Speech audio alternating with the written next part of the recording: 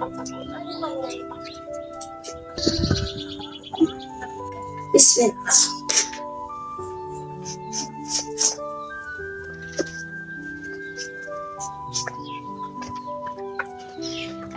আলাইকুম, যে যেখানে আছেন আশা করি সকলেই খুব ভালো আছেন। সকাল সকাল নতুন একটি ভিডিওতে আবার স্বাগত। আজকে রান্না করব হচ্ছে, সকালবেলায় ভাত বসিয়ে দিছি আর চাল কুমড়া নিয়ে আসছি গাছ থেকে। তো চাল কুমড়া দিয়ে আর হচ্ছে লবণে ইলিশ দিয়ে রান্না করব। তো ভিডিওটি দেখতে থাকুন, আশা করি ভালো লাগবে। তো এই তো এখানে লবণে ইলিশ নিয়ে নিলাম, সাথে শুটকির তরকারিও রান্না করব। তো আগে চাল কুমড়াটা কেটে নিই, তারপর হচ্ছে ইলিশ মাছটা কেটে নেব।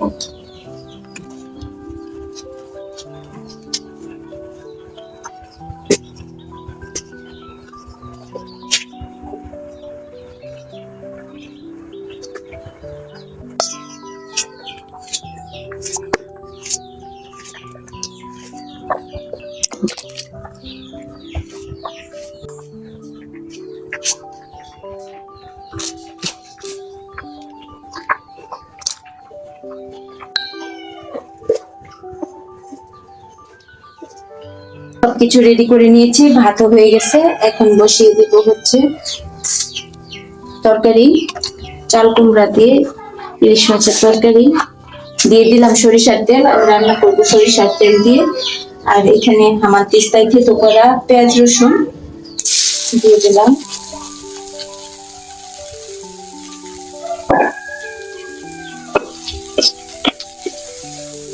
এইটা দিয়ে দিলাম কাঁচামরিচ কুচি। এখন দিয়ে দেব মরিচের গুঁড়া, হলুদের গুঁড়া, ধনিয়ার গুঁড়া,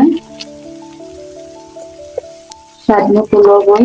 একটু লবণে দিয়ে রান্না করবো, তার জন্য লবণটা একটু কম দিয়েছি, প্রয়োজন হলে আবারও দেওয়া যাবে।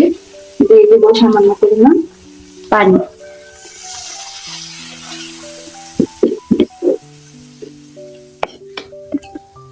তো সামান্য পানি দিয়েছি যাতে মশলাটা পুড়ে না যায়। এখন দিয়ে দেবো কেটে ধুয়ে রাখা ইলিশ মাছ। এখন দিয়ে দেবো চাল কুমড়া।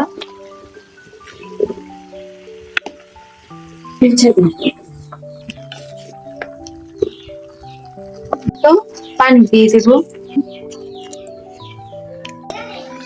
এটা তরকারি হয়ে গেছে। এখন কিছু ধনিয়া কুচি দিয়ে, ধনিয়া পাতা কুচি দিয়ে তুলে নেবো।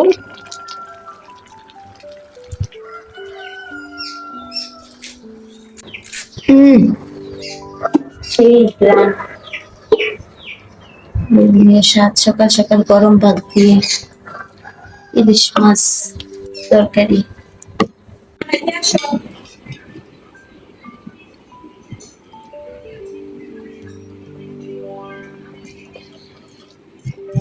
সকাল সকাল গরম ভাতের সাথে দুনাই এসের তরকারির চাল কুমড়ো দিয়ে দেখি কেমন হয়েছে। তানি কেমন রান্না করলো, বিসমিল্লাহ। অসাধারণ হয়েছে তানিয়া, অসাধারণ হয়েছে গো। খেয়ে দেখো, অনেক মজা। আজকের ভিডিওটি এই পর্যন্তই। কষ্ট করে ভিডিওটি দেখার জন্য অসংখ্য ধন্যবাদ। পরবর্তী নতুন কোনো ভিডিও নিয়ে আবারও আপনাদের মধ্যে হাজির হব। সে পর্যন্ত ভালো থাকবেন, সুস্থ থাকবেন। আল্লাহ হাফেজ।